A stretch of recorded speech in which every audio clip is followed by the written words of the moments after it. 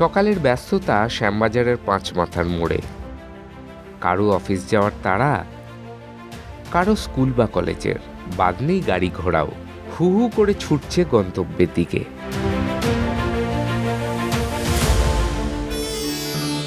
শীতের হালকা মেজাজ এখনো বেশ আছে, তাই সকালে একটু কচুরি হলে ক্ষতি কি।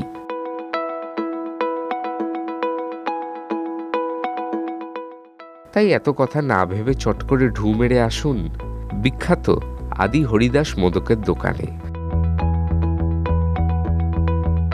খাবারের গন্ধে আপনা আপনি বসে পড়বেন বেঞ্চে।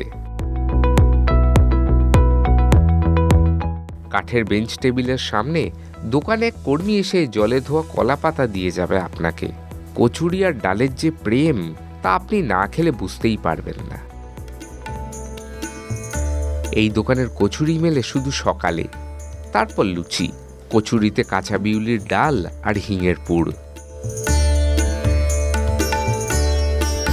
আবার ওই একই পুর যখন পাঁচফোড়ন দিয়ে ভাজা হবে এবং ময়দার লেচিতে পোড়া হবে, তখন তা হয়ে যাবে রাধা বল্লবী।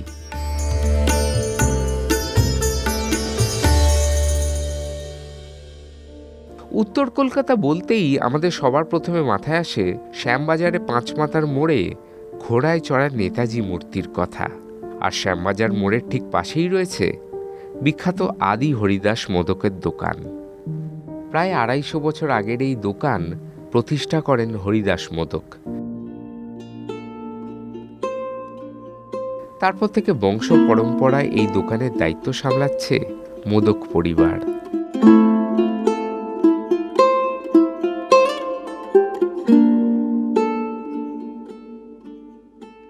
দেখুন, কলা পাতাটা তো ওটা আমাদের ট্রেডিশনাল, ওটা প্রথম থেকে চলে এসছে, ওটা কন্টিনিউ চলতে থাকবে, ওটা বন্ধ হবে না। আর ওটাই আমাদের ট্রেডিশনাল, আর ওটার জন্য মানুষের আশা।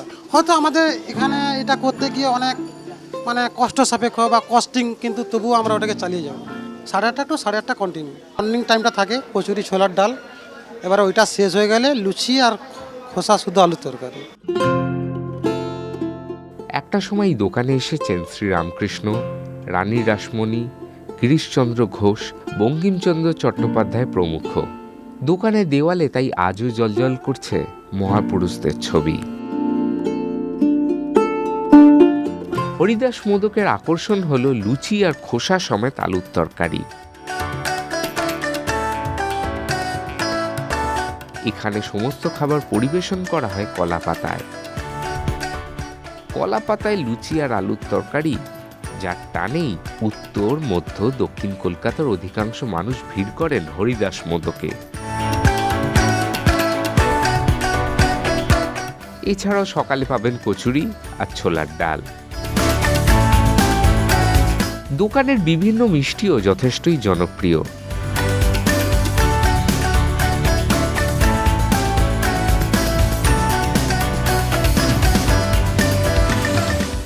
রমরমিয়ে চলা দোকানে ক্রেতাদের ভিড় লেগেই থাকে, কারণ একটাই, নস্টালজিয়া এবং বাঙালিয়ানা।